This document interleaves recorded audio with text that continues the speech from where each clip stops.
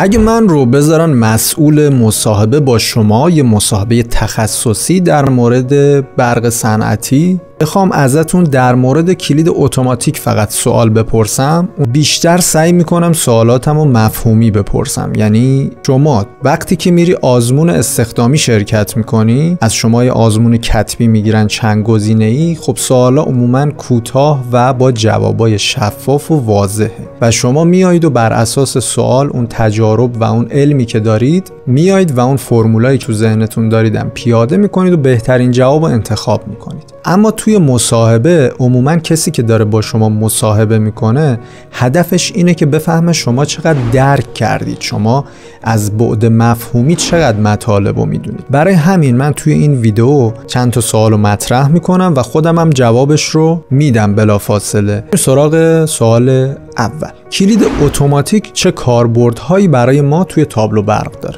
کلید اتوماتیک یک کلید قطع کننده مداره که برای ما حفاظت اتصال کوتاه و اضافه بار داره و با اضافه کردن یه سری تجهیزات جانبی میتونیم کاربردهای دیگه هم ازش بگیریم. مثلا اگه بخوایم اتوماتیکش کنیم روش موتور قرار میدیم، اگر بخوایم از راه دور بهش فرمان تریپ بدیم رله شانت تریپ یا آندر ولتاژ داخلش میذاریم. اگه بخوایم وضعیتش رو از راه دور بسنجیم، یعنی بفهمیم رو حالت تریپ یا رو حالت قطع یا رو حالت وصله، میایم ما از کنتاکت های کمکی داخلش استفاده میکنیم. نسخه های جدیدتری از کلید اتوماتیک هم هست که میشه بهش حفاظت نشتی زمین و نشتی جریان رو هم اضافه کرد. این کل کاراییه که یک کلید اتوماتیک کامپکت میتونه برای ما انجام بده. سوال دوم، کلید اتوماتیک کامپکت فیکس و قابل تنظیم چه تفاوتی با هم داره؟ کلید اتوماتیک فیکس قسمت حفاظتی برای تنظیم اضافه بار و اتصال کوتاه نداره، در صورتی که کلید اتوماتیک قابل تنظیم یا ادجاستبل برای ما چند تا ناب تنظیم گذاشته که میتونیم میزان حفاظت اضافه بار و زمان قطع کردن در حالت خطا رو تنظیم بکنیم. خب اگه تا اینجای ویدیو برات مفید بود و فکر میکنی که ادامه سوالاتم میتونه برات جذاب باشه، همین الان لایک زیر ویدیو رو بزن و اون دکمه مشترک شدن یا سابسکرایب هم بزن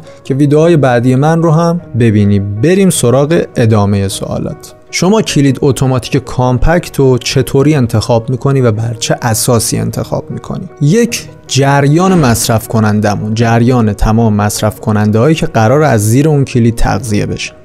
دومی، جریان اتصال کوتاه یا کلاس قطع، مثلا 25 یا 35 کیلو آمپر باشه یا 70 کیلو آمپر باشه. خود این جریان اتصال کوتاه هم یا کلاس قطعش هم بر اساس ظرفیت جریان اتصال کوتاه شبکه یا خطی که این توش قرار داره و توی اون نقطه به وجود میاد انتخاب میکنه. سومی، شرایط محیطیه، چه میزان گرد و غبار هست توی فضا و دما تا چه مقداری میره بالا. اینم چون بعداً باید کلید اتوماتیکتون دیریت بشه مهمه. بعدی هم همین قابلیت تنظیم یا فیکس بودن کلید هست که توی انتخابمون میتونه مؤثر باشه، بستگی به اون بارهایی که بهش قراره وصل بکنیم و بستگی به اون نقطه‌ای که کلید اتوماتیکمون توی مدار توش قرار میگیره. اینا پارامتراییه که برای انتخاب درست یک کلید کامپکت مهم. اگه برید پای یه تابلو برق و ببینید که کلید اتوماتیکتون تریپ داده، اولین کاری که میکنید چیه؟ اولین کاری که میکنید باید علت تریپ رو پیدا بکنید.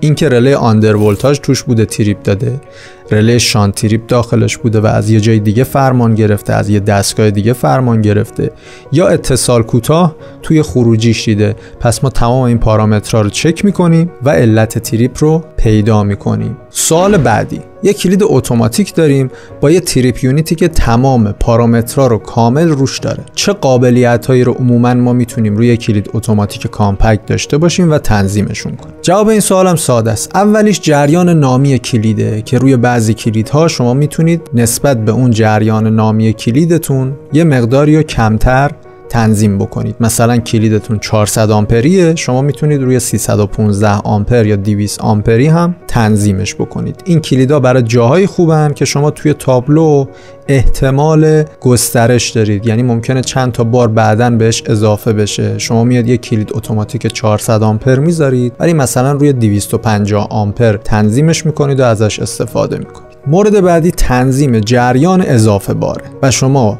با اون عدد که ضریبی از جریان نامی هست تنظیم میکنید که توی چه جریانی کلیدتون به خاطر اضافه بار تریپ بده. آپشن بعدی که میتونه داشته باشه زمان جریان اضافه باره. یعنی شما یه الکتروموتوری ممکنه استارت بکنی، این تا 15 ثانیه جریانش افت نکنه و شما باید زمان تریپ اضافه بار رو با توجه منحنی مشخصه تریپ کلید طوری تنظیم کنید که تا اون 15 ثانیه تریپ نده تا جریان ها نرمال بشه. مورد بعدی تنظیم جریان اتصال کوتاه. با فرض اینکه کلیدمون در حالت ادجاستبل یا تنظیم شدنی باشه، ما میتونیم جریان اتصال کوتاهمون هم تنظیم کنیم. مثلا از 5 تا 10 برابر جریان نامی کلیدمون میتونیم تنظیم کنیم. مورد بعدی که باز میتونیم روی کلیدهای اتوماتیک تنظیم بکنیم زمان جریان اتصال کوتاهه که توی سلکتیویتی شبکه خیلی بهمون کمک میکنه. یعنی مثلا اگه ما چند تا کلید اتوماتیک گذاشتیم که به صورت سری به صورت بالا دستی و پایین دستی هم قرار دارن، شما میتونید زمان تریپ کلید پایین رو کمتر تنظیم بکنید، مثلا بذارید روی نیم ثانیه و زمان تریپ کلید بالا دستیش رو بذارید روی 1 ثانیه که اگر به هر دلیلی پایینی تریپ نداد بالایی تریپ بده، که شما اینم میتونید روی بعضی کلیدها تنظیم بکنید. حالا شما توی کامنت ها به من بگید که تجهیز بعدی که دوست دارید سوالات مفهومی و مصاحبه‌ای ازشون در بیارم و براتون بگم چی باشه. میتونه تجهیزات خیلی ساده یا خیلی پیچیده تو زمینه برق صنعتی هم باشه. پس من تو کامنت ها منتظرتونم. هر تجهیزی که دوست داشتید کامنت کنید، تو ویدیوهای بعدی در مورد اونا صحبت میکنیم.